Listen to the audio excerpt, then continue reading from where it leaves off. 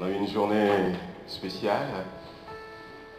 On a dit que ce matin on aura un baptême. Et puis on va rester après manger ensemble. Et l'après-midi à partir de 14h30, on aura une intervention d'une missionnaire qui est aux Philippines, qui sera au milieu de nous. Elle n'est pas encore arrivée, mais elle va venir. Elle va arriver, et puis qui sera au milieu de nous. Et puis on prendra un temps encore pour prier pour les chrétiens persécutés. Parce qu'aujourd'hui, nous sommes le dimanche 11 novembre et c'est la journée internationale de prière pour les chrétiens persécutés. Amen. Voilà, mais avant cela, on veut louer notre Dieu, on veut l'adorer de tout notre cœur. La Bible nous dit dans le psaume 150 que tout ce qui respire loue l'Éternel. Et nous voulons commencer par lui dire et par dire à chacun d'entre nous que Dieu est là. Amen. Il est là présent au milieu de nous ce matin. Il est là pour te bénir. Il est là pour te faire du bien. Amen.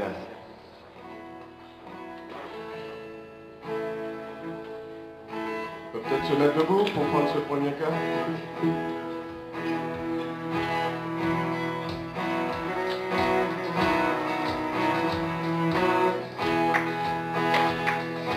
Dieu est là.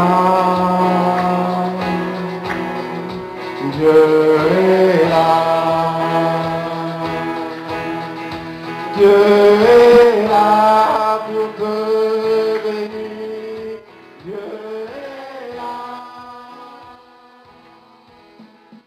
Dieu est là pour secourir, te consoler, te guérir. Si tu crois sa parole, Dieu est là. Dieu est là. Dieu est là. Dieu est là pour te bénir. Dieu est là. Dieu est là pour secourir, te consoler, te guérir. Si tu crois à sa parole, Dieu est là. Amen, alléluia. Il est là pour secourir. Seigneur, nous te bénissons. Tu es là ce matin pour nous bénir, pour nous secourir. Comme les bien-aimés l'ont déjà dit, Seigneur, nous comptons sur ta grâce. Nous comptons sur cette présence pour nous faire du bien. Nous voulons te louer, t'adorer. Nous voulons glorifier ton nom. Chanter, Seigneur, ton amour qui nous environne. Béni sois-tu, Seigneur. Amen. Là, non seulement je vous invite à rester debout pour ceux qui le peuvent, mais vous pouvez taper des mains. Vous pouvez même bouger un tout petit peu. Amen.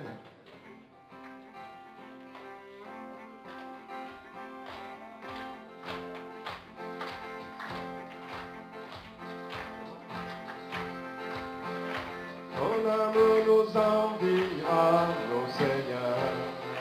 Ta gloire est splendide tout comme le soleil. Ton amour nous enviera, ô Seigneur.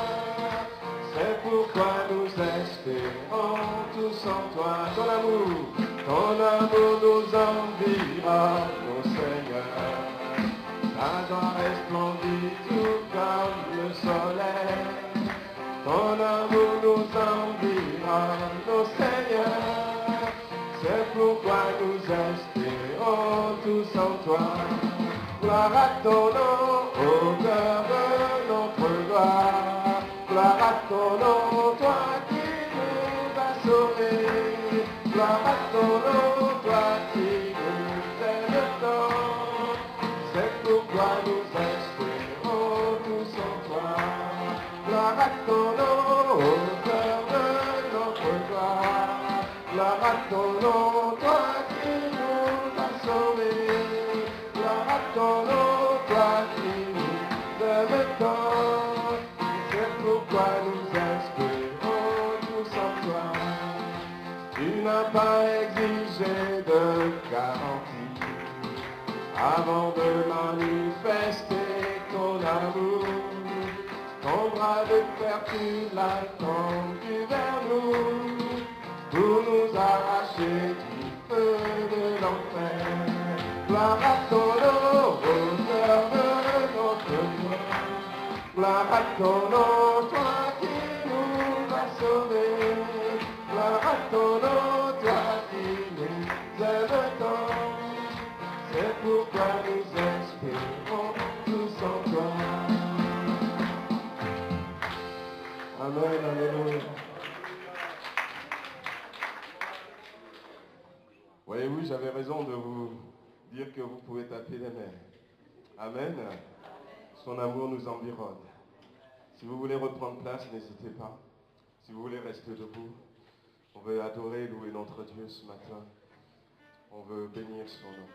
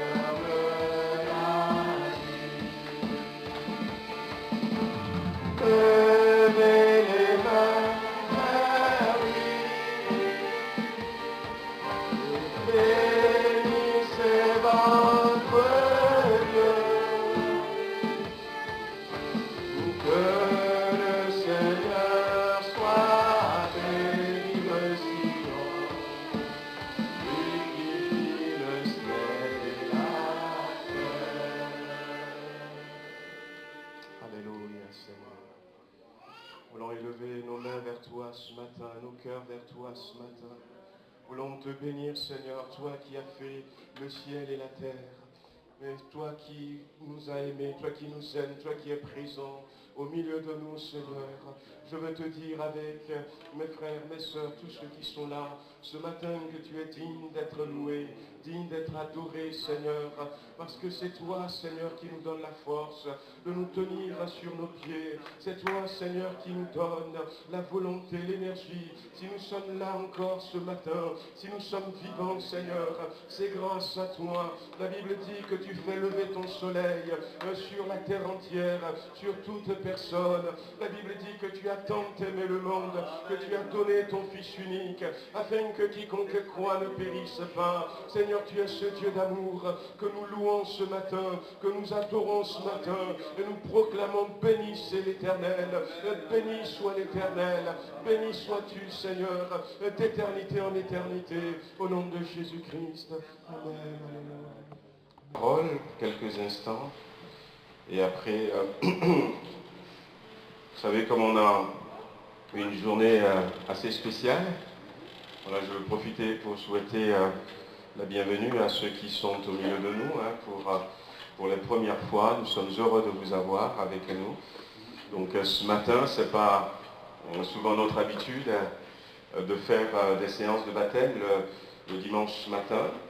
L'année dernière, on a eu à faire déjà, mais c'était à Lamure. Quand on était à Lamure, on avait 2 personnes qui sont passées par les eaux du baptême. Et puis ce matin, on a le privilège, l'occasion de baptiser encore notre sœur Marie-Olive, qui est là au milieu de nous.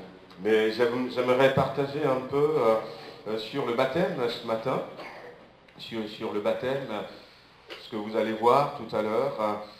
Peut-être que certains se posent encore des questions sur le bien fondé du baptême,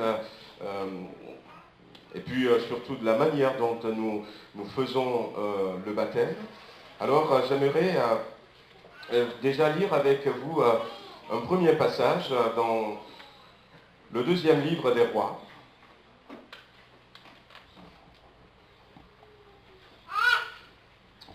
Le 2e livre des Rois au chapitre 5.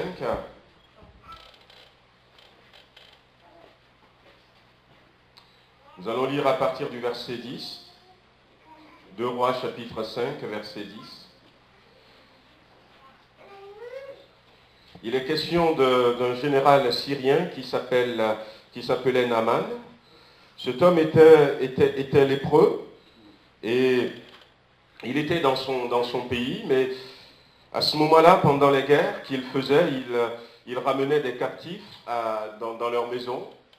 Et il se fait qu'à un moment donné, il a ramené captive de Jérusalem, d'Israël, une petite fille. La Bible ne nous donne pas son âge, la Bible dit simplement une petite fille qu'il a ramenée, entre autres parmi ceux qu'il a ramenés, et puis il a donné la petite fille comme servante à son épouse. Et cette petite fille qui servait sa maîtresse va remarquer à un moment donné que sa maîtresse devenait de plus en plus triste. Elle avait un fardeau, il y a quelque chose qui lui faisait de la peine. Et puis un jour, elle va parler avec sa maîtresse, parce que, étant dans la maison, elle a compris, la Bible ne nous donne pas de détails, mais elle a compris d'où venait le souci de sa maîtresse, parce que Naaman, ce général, ce grand homme, était lépreux. Cet homme avait attrapé la lèpre, et il n'y avait pas moyen d'être guéri à l'époque. Et puis la petite fille, ayant compris ça, que c'était la lèpre, une maladie à l'époque incurable, c'était cette situation qui, à vue humaine, n'a plus de solution. La petite fille va s'adresser à sa maîtresse et va lui dire, si mon maître, Naaman, le lépreux, pouvait aller à Samarie, dans mon pays, dans ma ville, et voir le prophète de Dieu, le prophète le guérirait de sa lèpre. Et en face de cette situation de maladie incurable, ça a donné de l'espoir à la maîtresse qui a partagé ça avec son époux. L'époux est parti voir le roi et le roi lui a donné des lettres de recommandation et l'a envoyé en Israël. Il ne savait pas où se trouvait le prophète. Et puis, lui, il était parti voir le roi d'Israël. Il a donné le courrier de son roi à lui, le courrier qui disait « Maintenant, je t'envoie ce courrier pour te demander de guérir mon serviteur, le général Naaman, de sa lèpre. » Alors, le roi d'Israël, il se dit « Mais oula, qu'est-ce que je vais faire ?» Mais ça a fait du bruit, la réaction du roi d'Israël. Ça a fait du bruit. Et les gens disaient, mais il cherchait encore une occasion de querelle et tout. Élisée a dit, envoyez-moi Naaman. Et Naaman était parti vers Élisée, le prophète de Dieu. Et donc au verset 10, il est marqué, Élisée lui fit dire par un messager, va et lave-toi 7 fois dans le Jourdain. Ta chair redeviendra saine et tu seras pur. Naaman fut irrité. Et il s'en alla en disant, voici, je me disais, il sortira vers moi, il se présentera lui-même, il invoquera le nom de l'Éternel son Dieu, il agitera sa main sur la place et guérira le lépreux. Les fleuves de Damas, l'Abana et le Parpar ne valent-ils pas mieux que toutes les eaux d'Israël? Ne pourrais-je pas m'y laver et devenir pur? Et il s'en retournait et partait avec fureur. Mais ses serviteurs s'approchèrent pour lui parler, et ils dirent, mon père, si le prophète t'a demandé quelque chose de difficile, ne l'aurais-tu pas fait? Et combien plus dois-tu faire ce qu'il t'a dit? Lave-toi et tu seras pur. Il descendit alors et se plongea 7 fois dans le Jourdain, selon la parole de l'homme de Dieu, et sa chair redevint comme la chair d'un jeune enfant, et il fut pur. Amen. Gloire à Dieu. On va lire un deuxième passage dans les évangiles, dans l'évangile de Matthieu. Dans l'évangile de Matthieu, au chapitre 3.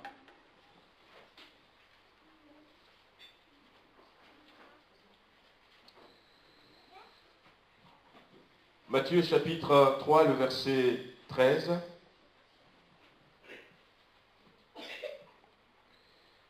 Alors il est marqué, alors Jésus vint de la Galilée au Jourdain vers Jean pour être baptisé par lui. Mais Jean s'y opposait en disant, c'est moi qui ai besoin d'être baptisé par toi, et tu viens à moi. Jésus lui répondit, laisse faire maintenant, car il est convenable que nous accomplissions ainsi tout ce qui est juste, et Jean ne lui résista plus.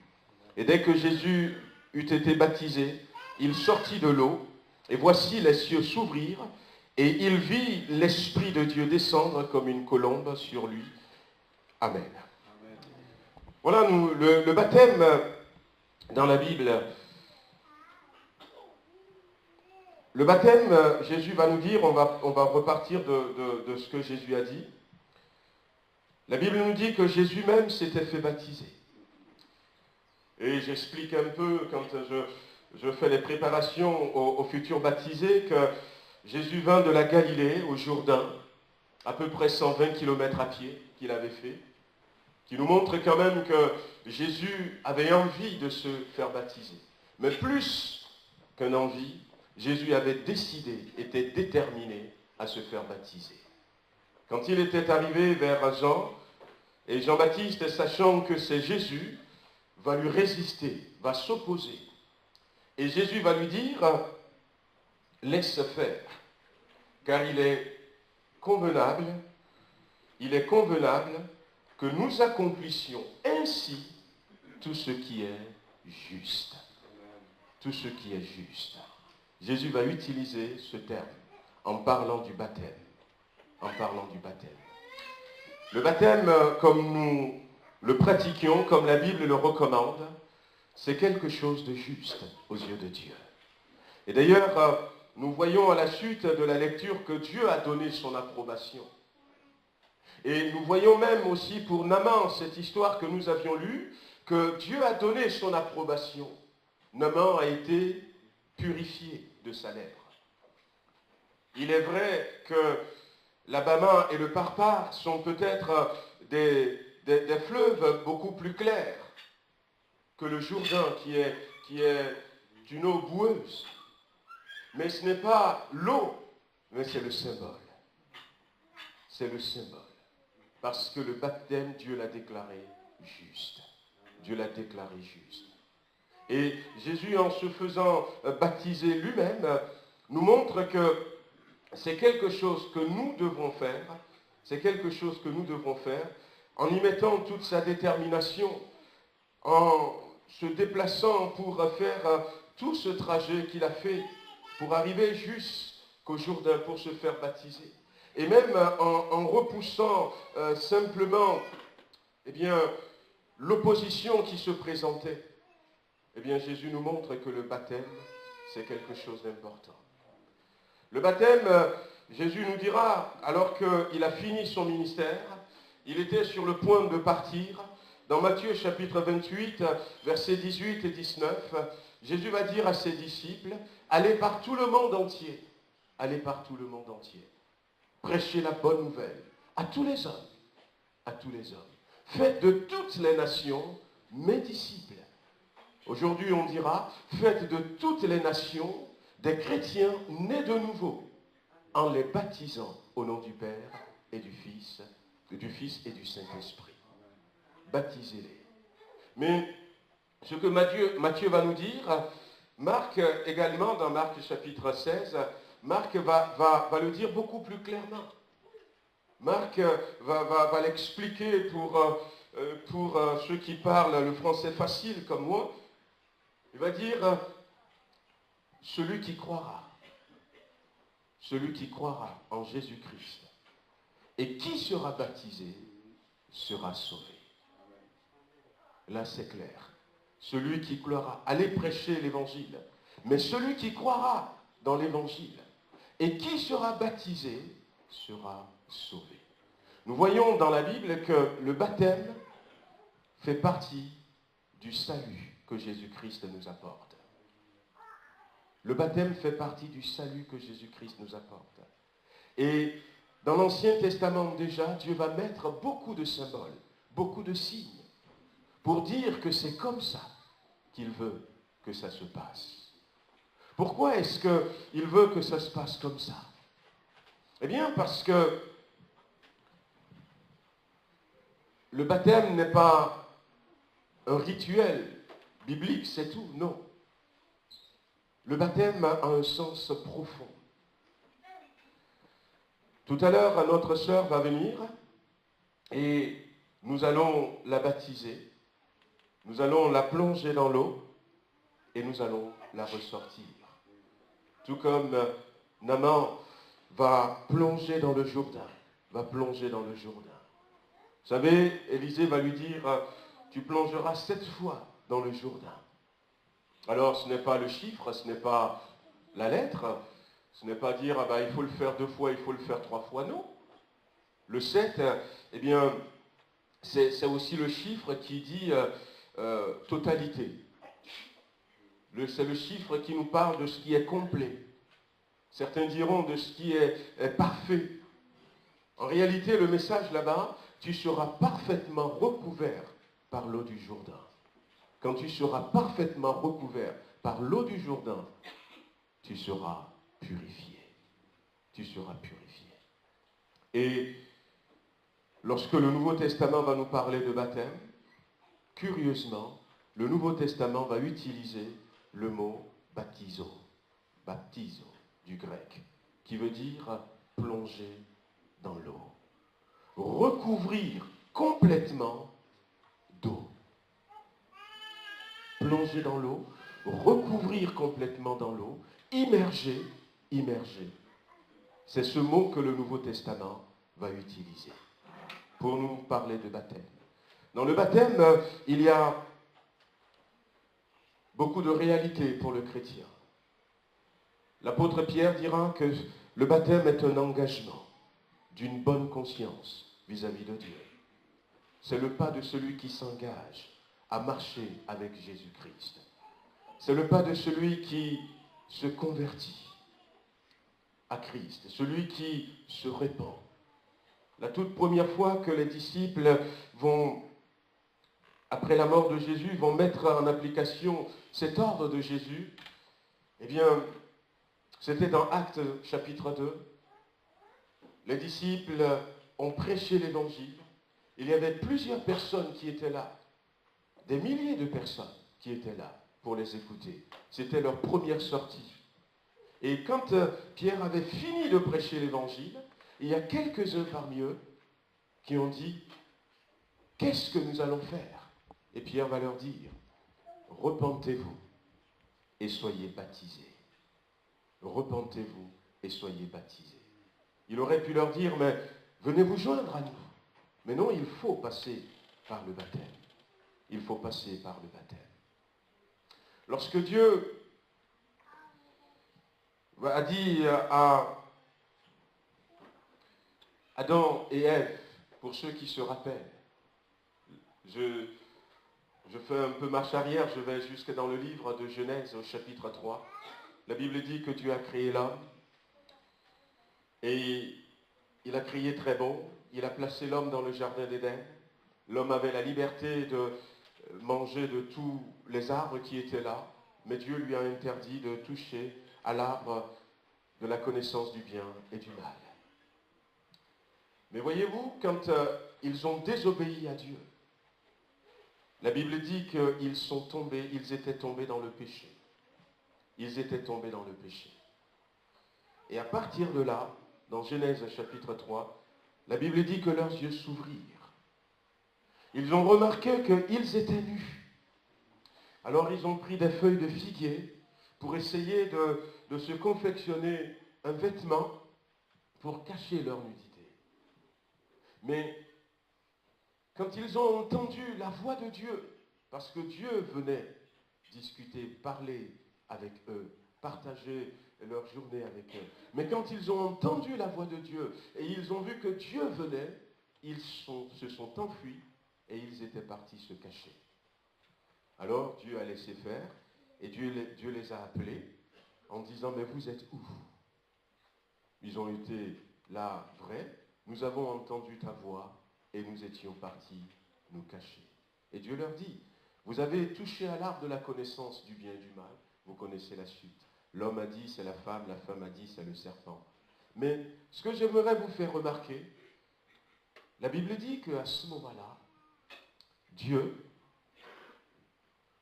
on va le lire comme ça, c'est Genèse chapitre 3.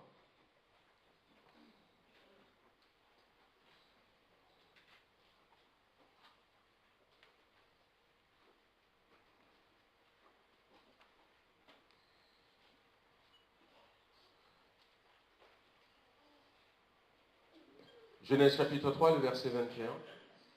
À la suite de tout cela, la Bible dit, l'Éternel Dieu fit à Adam et à sa femme des habits de peau de bête, et il les en revêtit.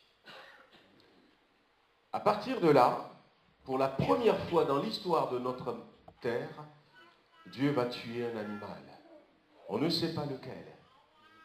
Il va tuer un animal. Et il va prendre la peau de cet animal et il va revêtir l'homme et sa femme. Le baptême trouve son origine là. Déjà, le baptême que nous pratiquons. Quelque temps après, on va arriver dans le livre de Genèse à des jumeaux, les premiers jumeaux de l'histoire de la Bible, Jacob et Ésaü. Une naissance un peu mouvementée, le petit frère qui veut dominer le grand frère et qui va essayer par tous les moyens de prendre la bénédiction qui devrait aller à son grand frère. Et à tel point que le petit frère, on lui a donné le nom de Jacob, ce qui veut dire trompeur, usurpateur, on pourrait dire tout court voleur, si on veut. Mais, à un moment donné, il a réussi à recevoir les bénédictions de son frère. Le trompeur va prendre la bénédiction. De quelle manière? Eh bien, le papa a dit, Isaac a dit ce jour-là, à son fils aîné, Ésaü, va tuer une bête, encore une fois, et prépare-moi une bonne nourriture à manger. Et après avoir mangé, je vais te donner la bénédiction qui doit te revenir. Alors, la maman des jumeaux va comploter avec le petit frère. Et c'est la maman qui va préparer le bon repas comme le papa l'aime. Mais ce qui n'allait pas se faire avec le fils et qui ferait que le symbole ne serait pas respecté, la maman va le faire. La bête que la maman va tuer, il va recouvrir son fils jeune de la peau de cette bête.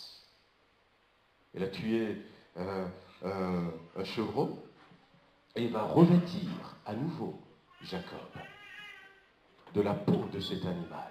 Et quand Jacob va aller, il va présenter le repas à son père. Papa, voici, j'ai préparé, j'ai fait comme tu m'as dit, mange et bénis-moi. Et le papa dit, tiens, ça me semble la voix de Jacob.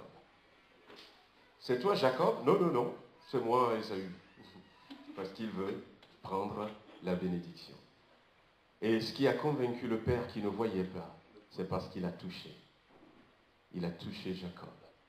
Jacob était recouvert de la peau de la bête. Voyez-vous, dans le baptême, il y a ce symbole. Je ne vais pas citer tous les exemples de la Bible, mais la Bible dit que Jésus-Christ est mort à la croix pour nous. Dieu nous a montré que la seule manière pour nous d'échapper au jugement du péché, d'échapper à la condamnation du péché, c'est de mourir. Mais si nous mourons, nous ne sommes plus vivants. Mais ce que Dieu veut, c'est nous garder en vie. Alors, le salut que Dieu nous donne, c'est quoi? C'est quelqu'un qui est mort pour payer le prix du péché. Et nous allons nous revêtir, tout comme la peau va revêtir Adam et Ève, tout comme la peau va revêtir Jacob le trompeur, qui plus tard deviendra Israël. Nous allons nous revêtir. Et là où la mort a déjà frappé une fois, la mort ne frappera plus. Parce que si quelqu'un est mort, est-ce qu'on peut encore le tuer? Non. Il est déjà mort. Nous allons nous revêtir de celui qui est mort à notre place, Jésus-Christ. Et dans le symbole du baptême, lorsque nous plongeons la personne dans l'eau, lorsque l'eau recouvre parfaitement la personne, c'est en train de dire, je meurs avec Christ. Et au final, comme Dieu ne veut pas que nous restions dans la mort, lorsque nous ressortons la personne, je ressuscite avec Christ. Je me recouvre. Et c'est pour ça que Jésus a dit, celui qui croira. Il ne suffit pas simplement de croire. La Bible nous dit que les démons croient que Dieu existe. Beaucoup de personnes croient que Dieu existe. Il ne suffit pas simplement de croire. Jésus dira d'abord, vous croyez en Dieu, croyez aussi en moi. Et lorsque vous aurez cette croyance non seulement en Dieu, mais également en Jésus-Christ, celui qui croira et qui se fera baptiser sera sauvé. Et qui va revêtir l'agneau immolé.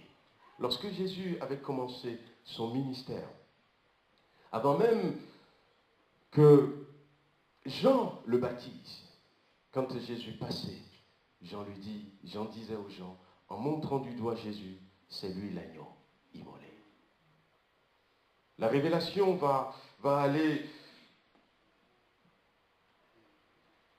croissante dans la Bible, où Dieu va nous amener à comprendre cela déjà, qu'il faut que vous soyez complètement recouverts. L'immersion. C'est ce que notre sœur veut faire ce matin. Elle avait décidé, c'est ce que beaucoup vont faire. Et peut-être que, vous êtes ici pour la première fois, peut-être que vous êtes là depuis un certain temps. C'est bien de faire ce qui est juste. Et lorsque Jésus dit, il est convenable de faire ce qui est juste. Au fait, Jésus est en train de dire également, c'est pour que la justice divine soit respectée.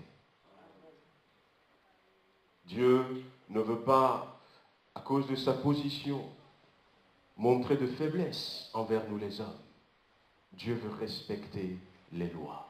Il faut, à un moment donné, que si nous voulons rentrer dans l'éternité, il faut que nous soyons justifiés. Et le baptême, c'est ce qui est juste. C'est ce qui est juste. Alors, ce matin, je vais d'abord laisser la place à Marie-Olive, qui va continuer de manière un peu personnelle, qui va nous dire, moi j'ai dit un peu ce que la Bible nous dit, j'ai pas tout dit, mais elle va nous dire précisément ce qui l'a poussée à prendre cette décision ce matin.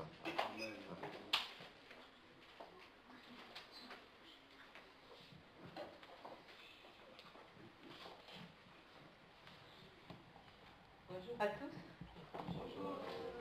Bon, je vais vous parler un peu de mon témoignage, un peu de mon parcours, comment j'en suis aujourd'hui. J'ai pris la décision de me baptiser. Donc, pour commencer déjà, je suis née dans une famille catholique pratiquante où j'ai été baptisée toute petite. Et suite à la guerre au Rwanda, nous avons déménagé au Kenya.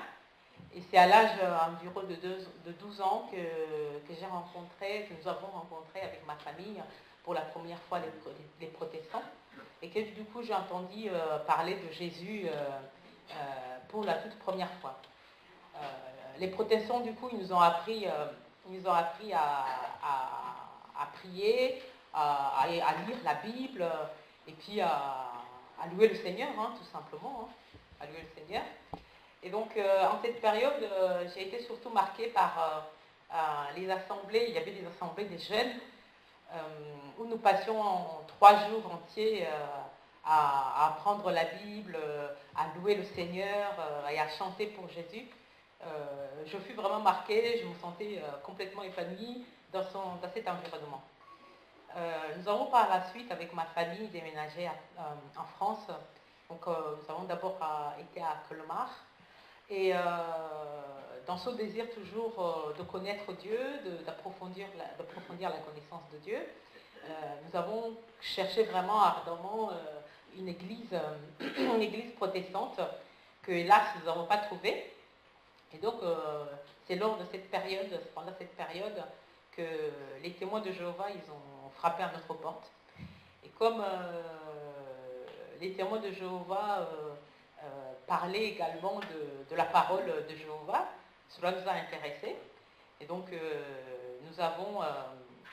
c'est là que nous avons commencé à fréquenter les cultes des témoins de Jéhovah.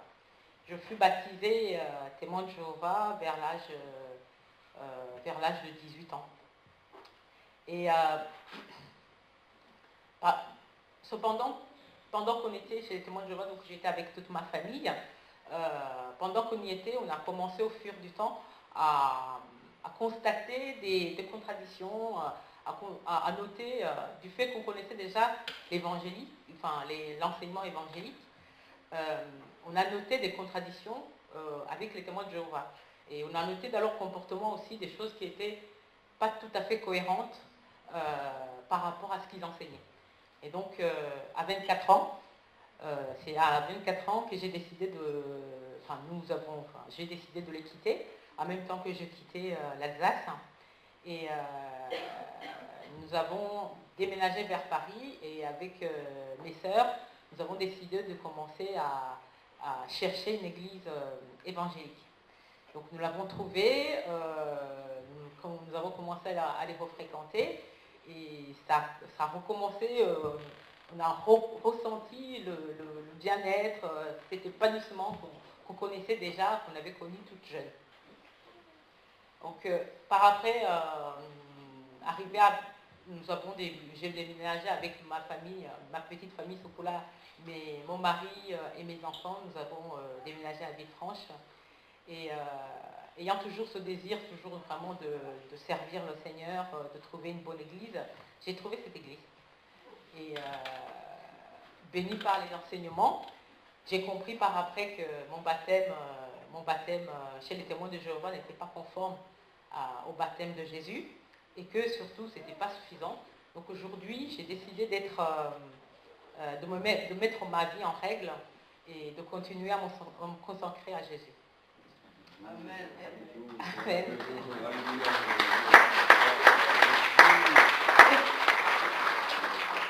Donc, mon plus grand souhait aujourd'hui, c'est que mes fils, mon mari et moi servions le Seigneur.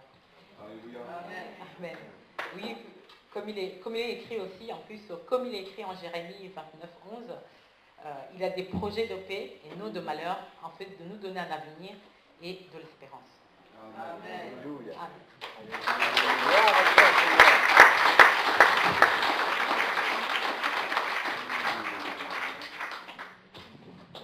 Amen, gloire à Dieu.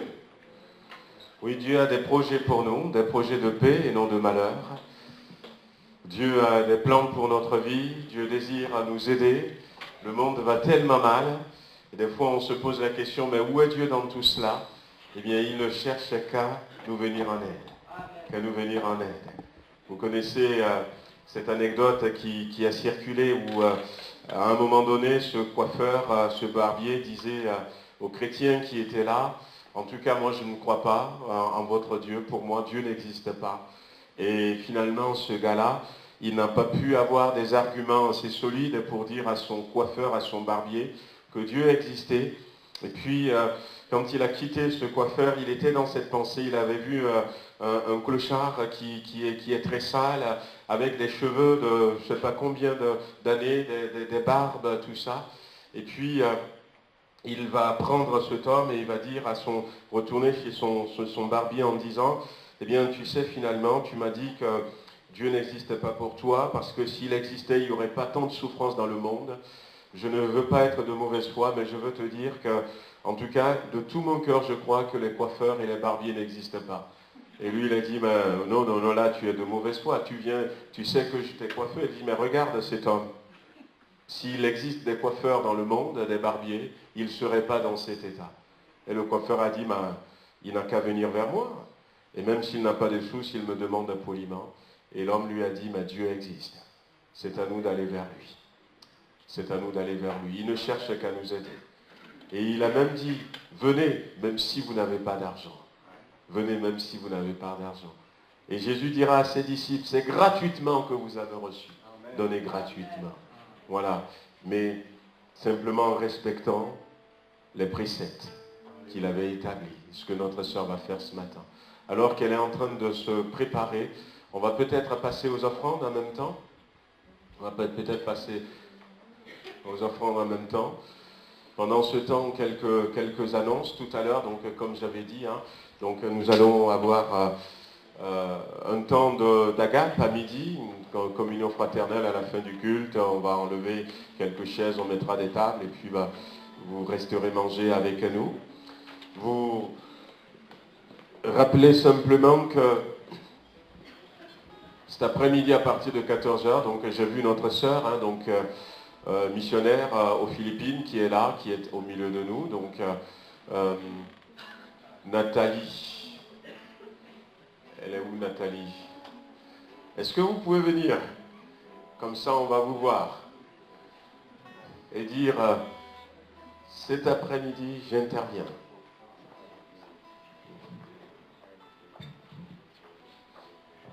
Bonjour Nathalie.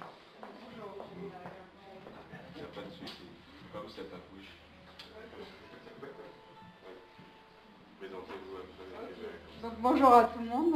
C'est vrai que je suis un peu arrivée en retard, donc je n'ai pas eu le temps de me saluer. Donc oui, je suis missionnaire aux Philippines, donc je fais un travail dans les bidonvilles de Manille, donc un travail médical et aussi un travail dans une église qui a été implantée il y a une vingtaine d'années. Donc voilà, cet après-midi, je vais vraiment vous expliquer un peu tout ce que je fais. Je ne sais pas si on attend de passer le portable.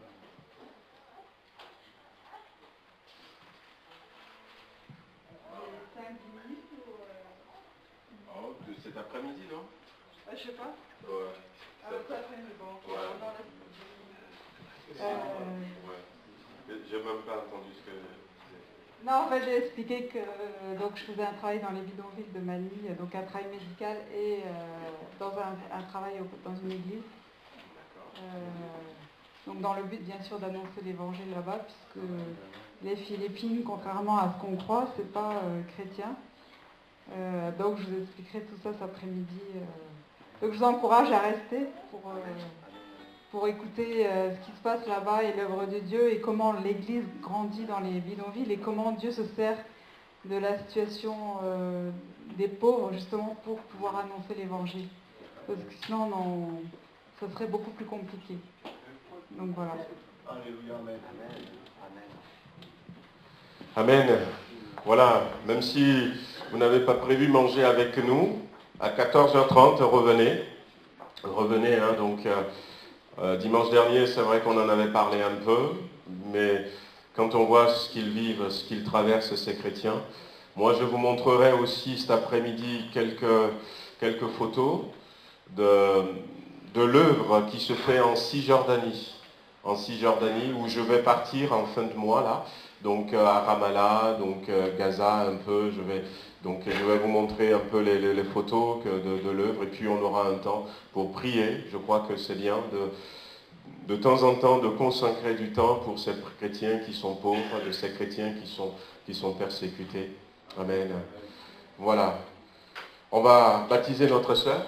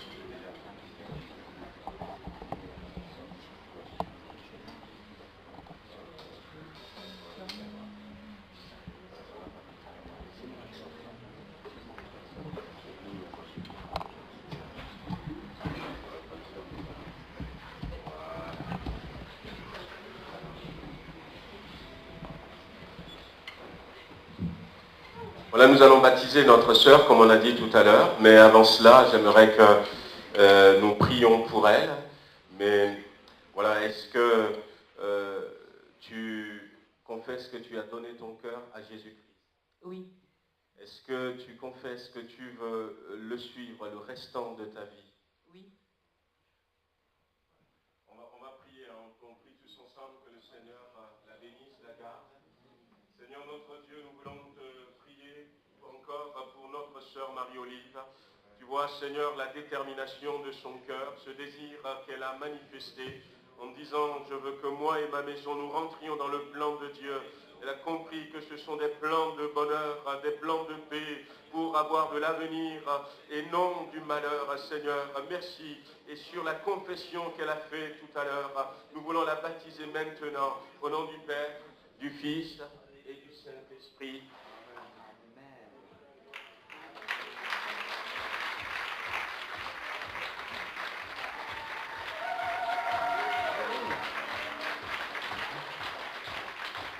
Et on va chanter notre joie avec notre sœur.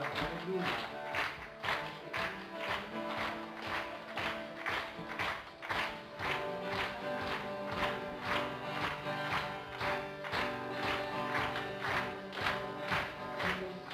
Dans la joie, une joie immense, je suis dans l'allégresse, car Yahweh m'a libéré. Je suis dans la joie, je suis dans la joie, une joie immense, je suis dans l'allégresse, car Yahweh m'a libéré. Je chanterai de tout cœur les merveilles de mon papa Yahweh. Il m'a ôté des ténèbres, il m'a délivré de tout péché.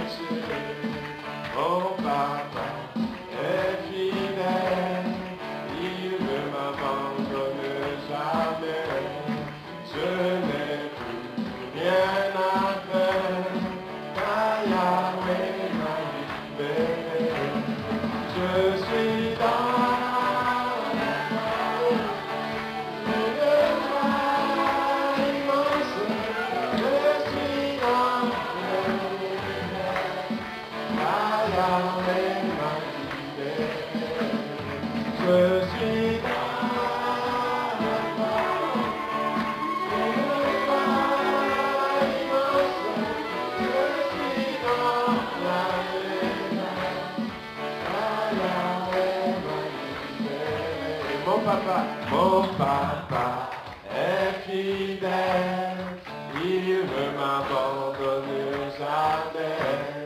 Je n'ai plus rien à craindre, car Yahweh m'a libéré. Je suis dans la gloire, il me va danser. Je suis dans l'éveil, car Yahweh m'a libéré.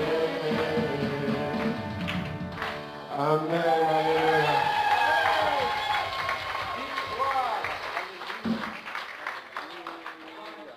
Amen, alléluia, gloire à Dieu.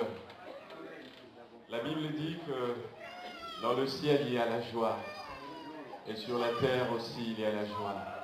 Amen, alléluia, gloire à Dieu. Amen.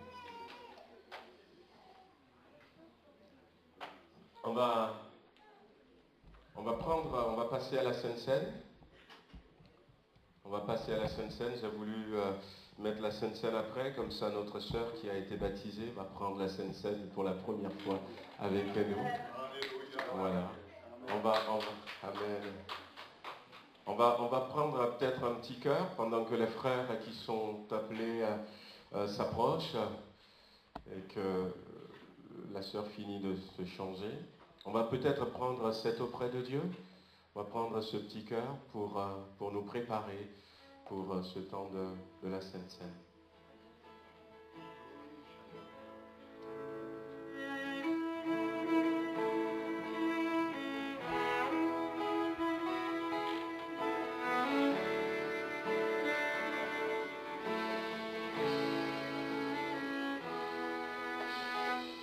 C'est auprès de Dieu que je veux me tenir. Il est mon Seigneur, mon roi. C'est auprès de Dieu que je peux ressentir tout l'amour qu'il a pour moi. C'est auprès de Dieu que je voudrais grandir, entendre le son de sa voix. Je viens devant le trône, par ta grâce je me tiens, en ta présence je lève les yeux d'aveugle saint pour contempler ta face. Je veux rester près de toi. C'est auprès de Dieu que je veux me tenir. Il est mon Seigneur, mon roi. C'est auprès de Dieu que je veux ressentir tout l'amour qu'il a pour moi. C'est auprès de Dieu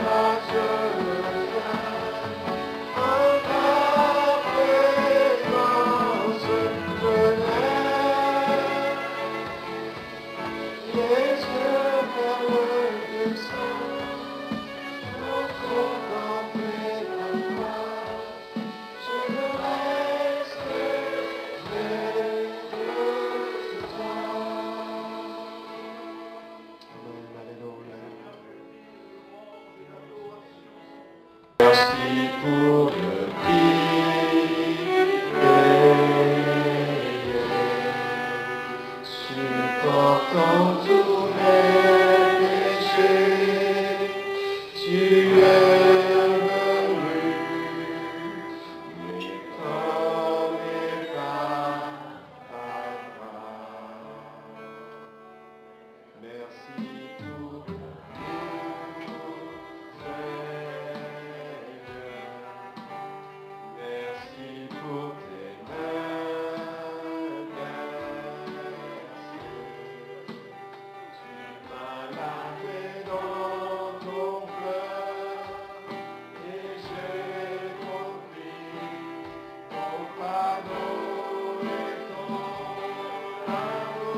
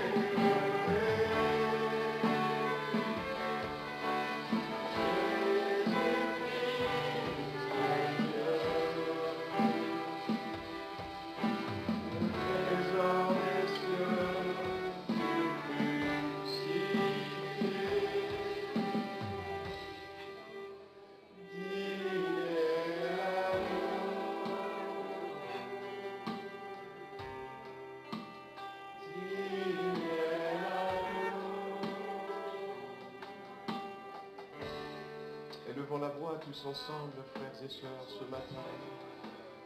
Nous voulons le louer tous ensemble. Nous voulons lui dire, tu es digne ce matin. Tu es saint et élevé, Jésus, Fils de Dieu. C'est lui qui a pris notre place à la croix. C'est lui qui nous rachète.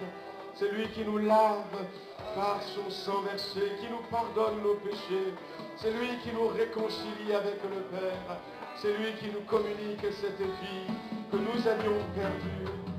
Alléluia. Louons-le ce matin.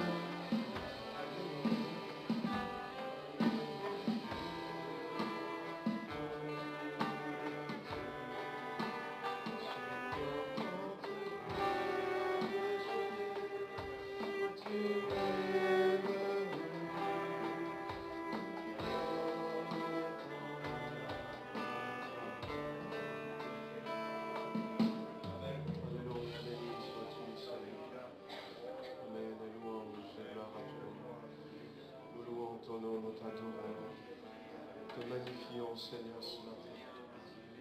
Nous remercions pour la vie que tu donnes.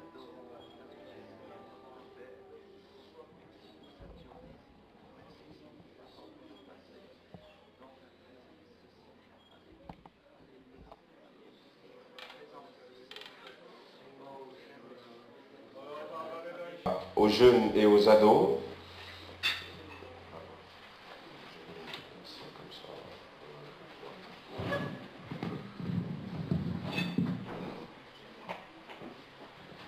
Voilà, je vais rappeler aux jeunes et aux ados et puis aux parents des ados que nous avons une sortie à Bourgoin-Jallieu le samedi 1er décembre avec les jeunes et les ados de Bourgoin. Donc ce serait bien que vous puissiez vous inscrire auprès de Pascal et Lydie et que les parents aussi de nos ados les inscrivent pour déjà préparer le covoiturage. Voilà, c'est important que nous puissions préparer le covoiturage. Voilà, simplement, je voudrais donner quelques conseils. Encore dans la Bible, avant qu'on se sépare. J'ai expliqué un peu tout à l'heure, avec quelques mots, le bien fondé du baptême chrétien. On va lire j'ai envie de donner quelques conseils, juste trois conseils à quelqu'un ce matin. Nous avions entendu cette parole qui avait été donnée, tiens bon, tiens ferme. Je voudrais citer trois clés qui ont permis à Daniel de réussir sa vie. À Daniel de réussir sa vie. Le prophète Daniel, normalement, ne devrait pas être dans la Bible, mais il y est. Voilà, il y est. Daniel, il y est dans la Bible. Et quand on étudiait la bibliologie, donc un peu l'inspiration de la Bible, la véracité de la Bible, la composition de la Bible, on nous disait à l'époque, il y a des livres des prophètes dans la Bible, 5 grands prophètes. 5 grands prophètes, et puis j'ai regardé, donc je posais la question en me disant, mais pourquoi 5 grands prophètes? Parce qu'il y a Ésaïe, donc il a écrit quand même un livre de 66 pages, il y a Jérémie, il y a Ézéchiel, et puis j'en voyais pas d'autres. Alors, dans les livres des grands prophètes, on compte les Lamentations, mais on compte aussi Daniel. Alors j'ai reposé la question, mais Daniel, il n'a écrit que 12 chapitres. Pourquoi vous les mettez dans les grands prophètes? Il me dit, mais ce n'est pas le nombre des chapitres qui fait d'un homme grand ou petit, mais c'est ce qu'il est, Daniel.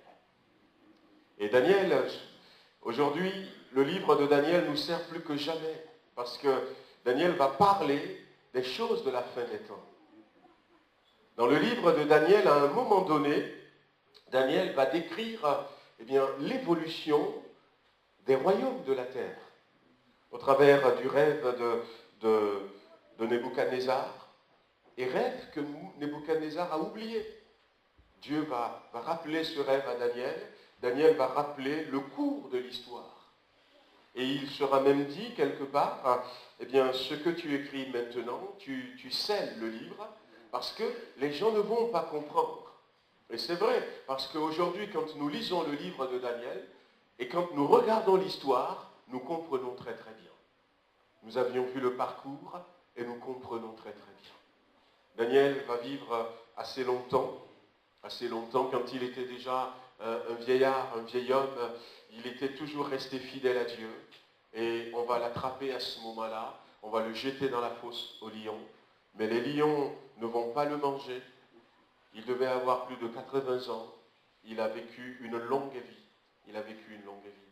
Mais le secret de Daniel, ce qui a permis qu'il soit aussi utile, qu'il puisse avoir cette place importante aux yeux de Dieu, et dans la Bible, dans l'œuvre de Dieu, la première des choses, c'est qu'on va lire dans Daniel, le chapitre 1.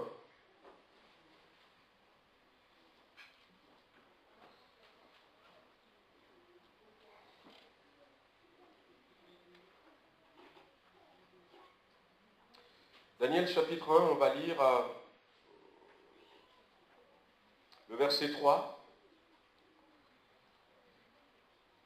Le roi donna l'ordre à Akpénaz, chef de ses eunuques, d'amener quelques-uns des enfants d'Israël de race royale ou de famille noble, de jeunes garçons sans défaut corporel, beaux de figure, doués de sagesse, d'intelligence et d'instruction, capables de servir dans le palais du roi, et à qui l'on enseignerait les lettres et la langue des Chaldéens.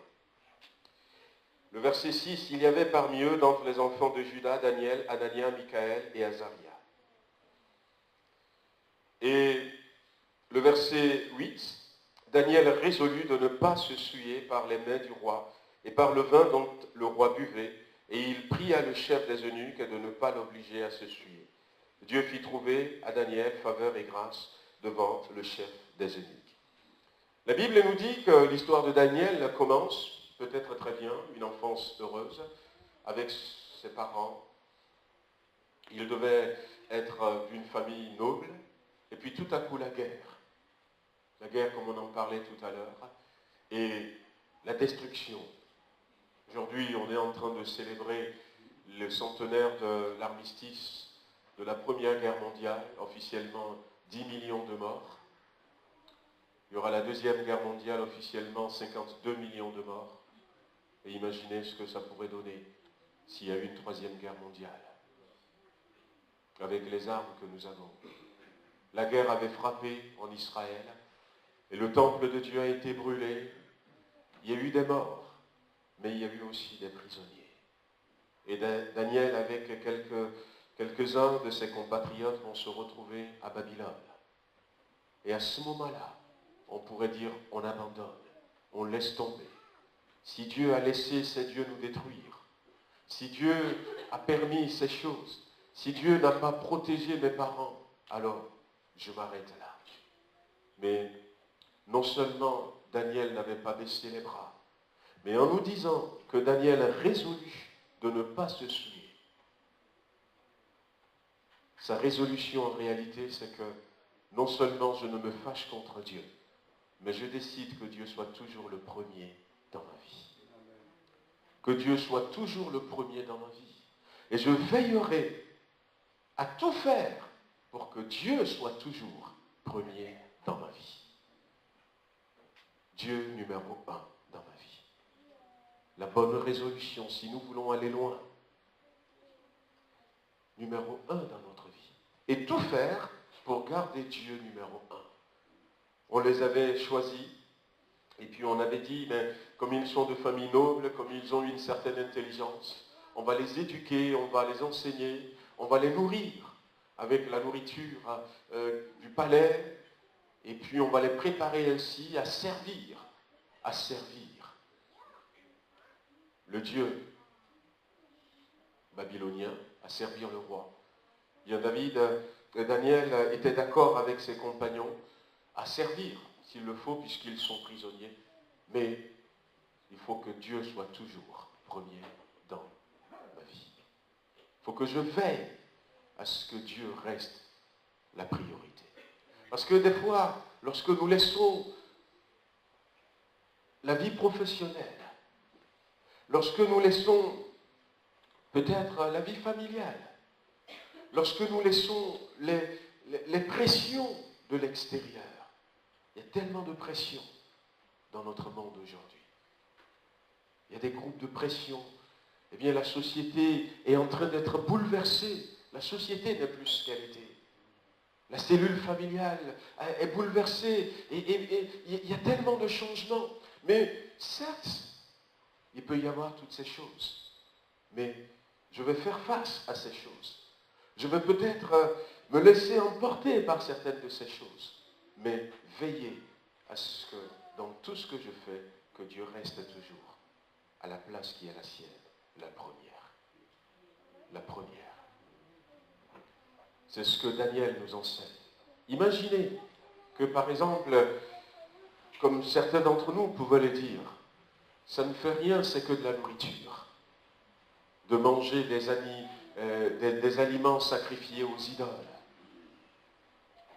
De rentrer dans cette ambiance, qui est une ambiance dans laquelle Dieu n'est pas.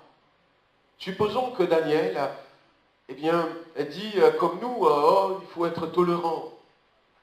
Il faut comprendre les autres, il faut se faire accepter, il faut faire comme eux, il ne faut pas s'imposer, tu n'es pas chez toi. On aurait pu dire comme ça. Si Daniel, il sait tout ça, mais il ne faut pas que Dieu ne soit pas à la première place dans ma vie.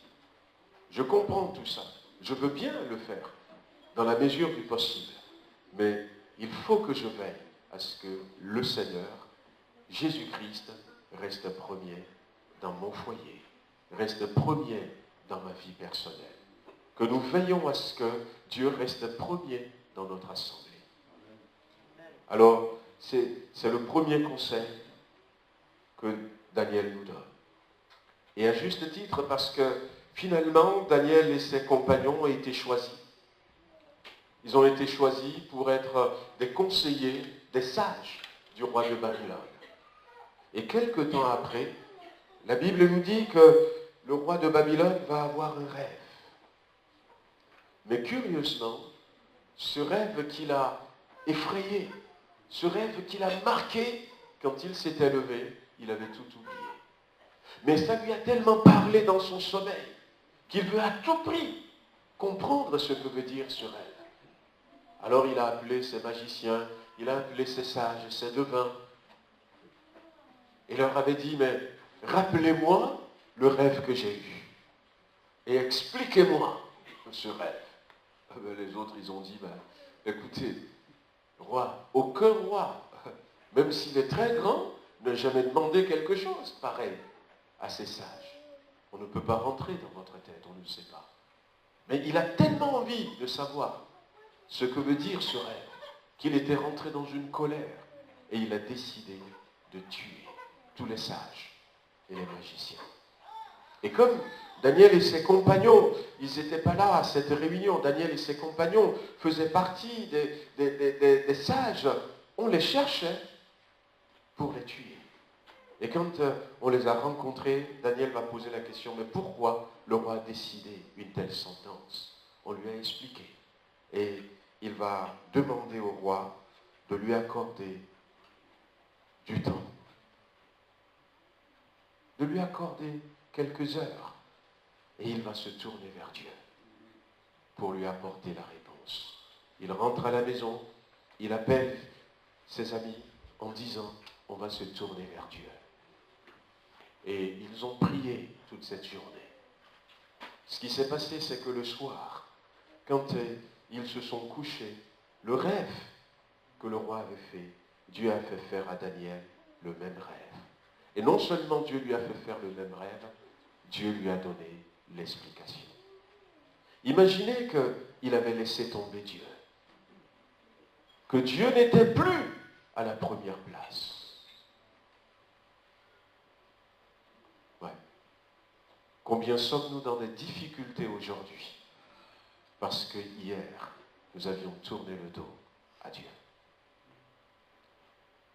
Avec des raisonnements peut-être humains. Ouais. Il cherchera Dieu et Dieu ne se trouverait pas là. Mais parce qu'il a gardé Dieu. Il a gardé Dieu à la première place. Quand il avait besoin, eh bien Dieu s'était manifesté à lui. Deuxième conseil se trouve dans cette intervention. Même si Dieu est aux premières places dans notre vie, ça ne veut pas dire que notre vie serait sans embûches, sans soucis, sans problème. Il y aura des moments difficiles, il y aura des moments compliqués, il y aura des moments où nous allons risquer même de perdre notre vie. Mais quand ça va arriver, Dieu au secours. Deuxième conseil, Dieu au secours. Quand ça va arriver, restons toujours attachés à Dieu. Cherchons toujours la solution en Dieu. Certaines personnes diront, eh bien, s'il devrait faire quelque chose, mon Dieu, il aurait pu déjà le faire. Des fois, on parle comme ça. Il aurait pu déjà le faire. Il aurait pu empêcher cette situation. Et alors, on tourne le dos à Dieu. Non.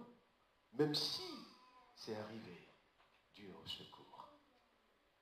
L'ennemi, c'est l'ennemi de notre âme. C'est celui qui veut nous perdre. Qui va nous dire, ah oui, ah ben écoute, va, je connais quelqu'un d'autre. Je connais un devin, un chaman. Il y en a tellement en France. Je connais une voyante. Je connais quelqu'un qui va pouvoir t'aider. Oh ben non, je suis chrétien et tout. Oh ben non, laisse tomber ton Dieu. S'il pouvait faire quelque chose, il aurait pu empêcher cette situation. Non, ne l'écoutez pas. Dieu, au secours. Restons attachés à Dieu. Quelles que soient les circonstances, quel que soit ce que nous disent les éléments extérieurs. Daniel va se tourner vers son Dieu. Il n'a pas dit, ah Seigneur, pourquoi est-ce que tu as permis cela? Non. Parce que des fois, nous ne savons pas où Dieu veut nous amener. Où Dieu veut nous amener. Mais lui, il sait. Parce que Dieu a permis cela et que Daniel a réagi de la bonne manière. Quand Daniel va apporter la réponse au roi, finalement, Daniel va être établi chef des sages.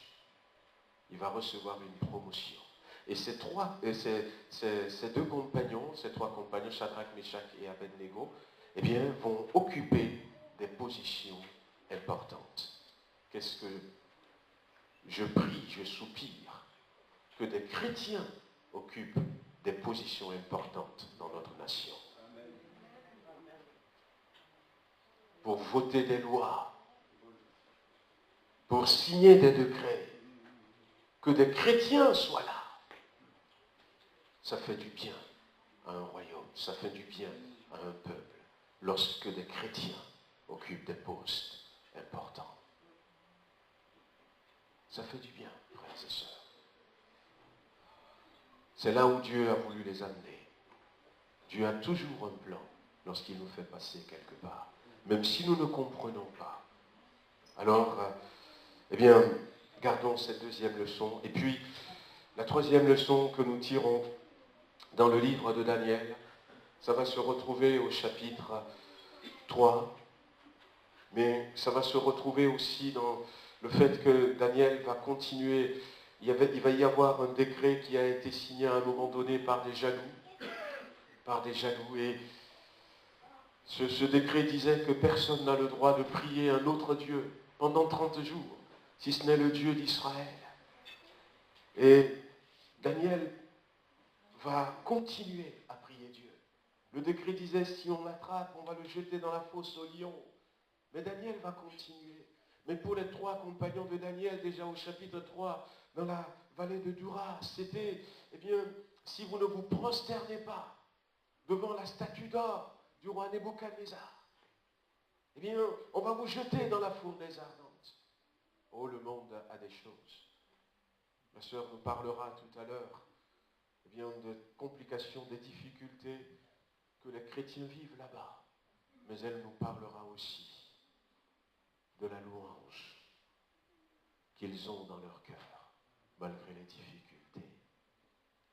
De la louange qu'ils ont dans leur cœur, malgré les difficultés.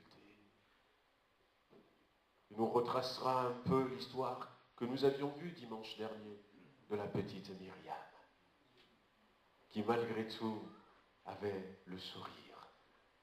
Elle dit non, je ne ferai rien à Daesh. Je prie seulement que Dieu les aide à ne plus continuer à faire du mal. Waouh! La troisième chose, que les souffrances de ce monde ne nous poussent pas.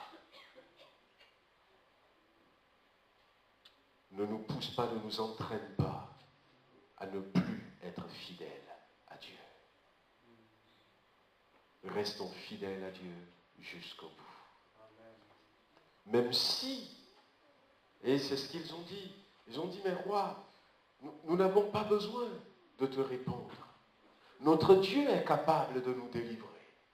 Mais si notre Dieu ne nous délivre pas, nous ne nous prosternerons pas. Nous n'avons même pas besoin d'argumenter. Nous, ce que nous voulons, c'est rester fidèles à notre Dieu. S'il nous délivre, tant mieux. S'il ne nous délivre pas, c'est son choix. Mais nous allons rester fidèles. On ne va pas dire, oh quand même, tu vas être très sévère. Non, non, non. On n'a pas besoin de parlementer, on n'a pas besoin d'argumenter, on n'a pas besoin de trouver. Non. Nous, notre décision est prise. Nous restons fidèles à notre Dieu. Peu importe. C'est ça, on n'a pas besoin de te répondre là-dessus. Il y a même pas, c'est pas négociable. Je reste fidèle. Je reste fidèle à Dieu. Je reste fidèle à Dieu. Et Daniel est resté fidèle à Dieu. Et des anges sont venus lui parler. Il raconte une vie remplie, une vie merveilleuse, une vie faite de révélation, mais une vie éternelle. C'est Daniel qui nous disait dans son livre, au chapitre 12, à la fin des temps, lorsque les gens vont ressusciter, les uns ressusciteront pour la félicité éternelle et d'autres pour la honte, l'opprobre éternel. Dieu lui a montré tout cela. Nous pouvons réussir notre vie avec Dieu. Dieu numéro 1. Dieu au secours. Dieu, je te reste fidèle. Que le Seigneur nous bénisse ce matin. On va baisser les têtes et je vais demander à notre frère Gilbert de remercier le Seigneur pour nous. Tout à l'heure, dans le hall,